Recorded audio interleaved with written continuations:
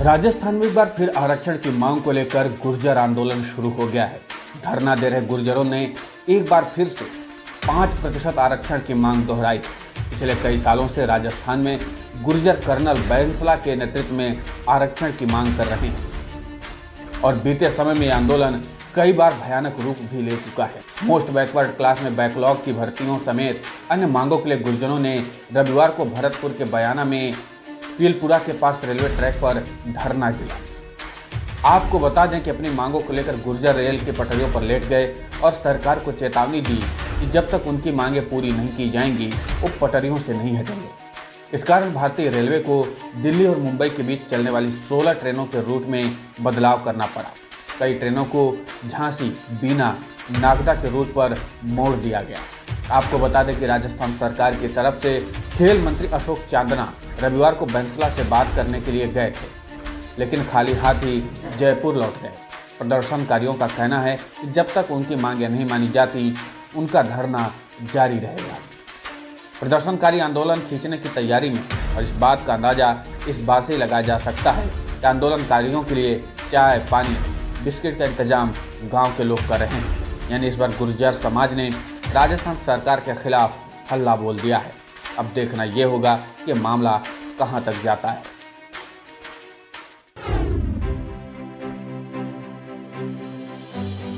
Corona महामारी के चलते देश में लगी लॉकडाउन की वजह से आर्थिक गतिविधियां थम गई थी, लेकिन अब लगातार अर्थव्यवस्था में सुधार से जुड़ी अच्छी खबरें सामने आ रही हैं। अर्थव्यवस्था की गाड़ी तेजी से पटरी पर दौड़ने लगी है। इसका पहला सबूत जीएसटी कलेक्शन से मिल रहा है। जी हां, अक्टूबर महीने में जीएसटी कलेक्शन 8 महीने के बाद 1 लाख करोड़ रुपए के आंकड़े को पार कर चुका है। इससे पहले फरवरी में जीएसटी कलेक्शन 1 लाख करोड़ रुपए हुआ था। जीएसटी कलेक्शन में मार्च से गिरावट देखी गई थी। वित्त मंत्रालय की ओर से जारी आंकड़ों के अनुसार अक्टूबर 2020 में जीएसटी कलेक्शन 1.05 लाख करोड़ रुपए रहा। इससे पहले फरवरी में जीएसटी कलेक्शन 1,05,366 करोड़ रुपए रहा था, जबकि सितंबर में जीएसटी कलेक्शन 95,480 करोड़, अगस्त में जीएसटी कलेक्शन 86,449 करोड़ और जुलाई में कलेक्शन 87,422 करोड़ रुपए रहा था। हालांकि अभी भी सरकार का जीएसटी कलेक्शन उसके निर्धारित लक्ष्य से बहुत पीछे है। वित्त मंत्रालय के अनुसार जीएसटी कलेक्शन में हुई बढ़ोतरी में बिजली खपत और ऑटो सेक्टर में शानदार इजाफा एक अहम वजह बताई जा रही है। देश में बिजली की खपत में तेजी से बढ़ोतरी हुई है।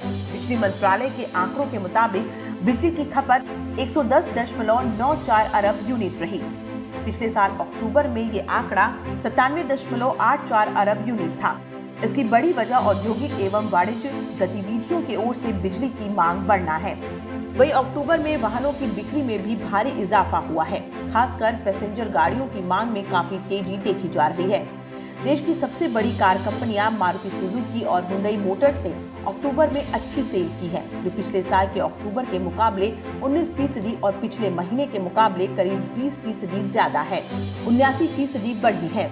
टाटा मोटर्स ने कुल 23,600 यूनिट्स की बिक्री दर्ज की, जो कि अक्टूबर 2019 में 13,169 यूनिट्स रही थी। कंपनियों को उम्मीद है कि फेस्टिव सीजन में डिमांड और बढ़ने वाली है।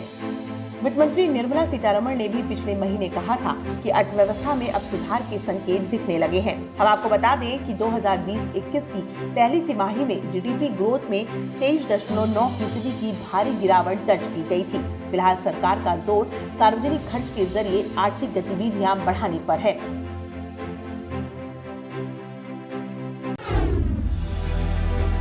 बिहार विधानसभा के दूसरे चरण का चुनाव प्रचार रविवार शाम थम गया है। बात अगर राजधानी पटना के 9 विधानसभा क्षेत्रों की करें तो 3 नवंबर को मतदान होना है।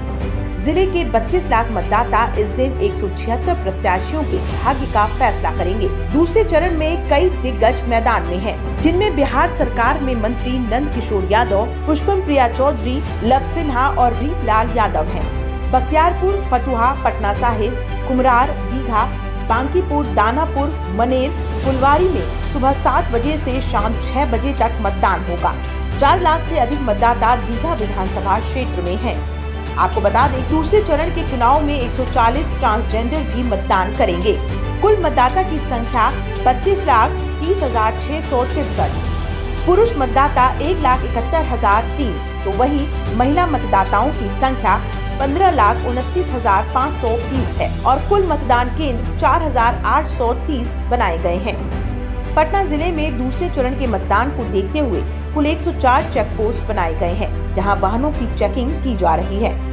प्रमुख उम्मीदवारों में विपक्षी महागठबंधन की ओर से मुख्यमंत्री पद के उम्मीदवार तेजस्वी यादव राघोपुर से, उनके बड़े भाई तेज प्रताप यादव हसनपुर से, राजद प्रमुख लालू यादव के समधी चंद्रिका राय, आरजेडी नेता नीतीश कुमार की पार्टी जदयू के टिकट पर परसा से चुनावी मैदान में हैं। उत्तर प्रदेश पुलिस ने उर्दू शायर मुनव्वर राणा के खिलाफ एफआईआर दर्ज की है। उन पर धार्मिक भावनाएं भड़काने का आरोप है। आपको बता दें कि लखनऊ के हजरतगंज कोतवाली में आईपीसी की कई धाराओं के तहत मुकदमा दर्ज हुआ है। राणा ने पिछले दिनों फ्रांस में एक शिक्षक का सिर कलम करने को सही ठहराया था। राणा का तर्क था कि पैगंबर मोहम्मद का भद्दा कार्टून बनाने वाले के साथ यही होना चाहिए। दरअसल शायर मुनव्वर राणा ने फ्रांस में बेगुनाहों का कत्ल करने वाले का बचाव किया था। मुनव्वर राणा ने तर्क देते हुए कहा था कि मजहब माँ के जैसा है। अगर कोई आपकी माँ का या मजहब का बुरा कार्टून बनाता है तो बुरा लगना स्वाभाविक है और गुस्से में कोई भी ऐसा करने को मजबूर हो सकता है। उन्होंने कहा कि मुसलमानों को चिढ़ाने के लिए ऐसा कार्टून बनाया गया और अब उन पर एफआईआर भी दर्ज हो गई है। हालांकि शायर मुनव्वर ने अपने बयान पर लीपापोती भी की और कहा कि मैंने फ्रांस हिंसा को जायज नहीं ठहराया था। मजहब एक खतरनाक खेल है और इससे आदमी को दूर रहना चाहिए। करीब 7 महीने के लॉकडाउन के बाद सोमवार को कई प्रदेशों में स्कूल खुल गए हैं। जहां बच्चे ऑनलाइन पढ़ाई में होने वाली दिक्कतों के साथ घर पर रहते रहते बोरियत महसूस करने लगे थे, वहीं स्कूल खुलने की घोषणा के बाद ही उनके चेहरे पर रौनक आ गई है।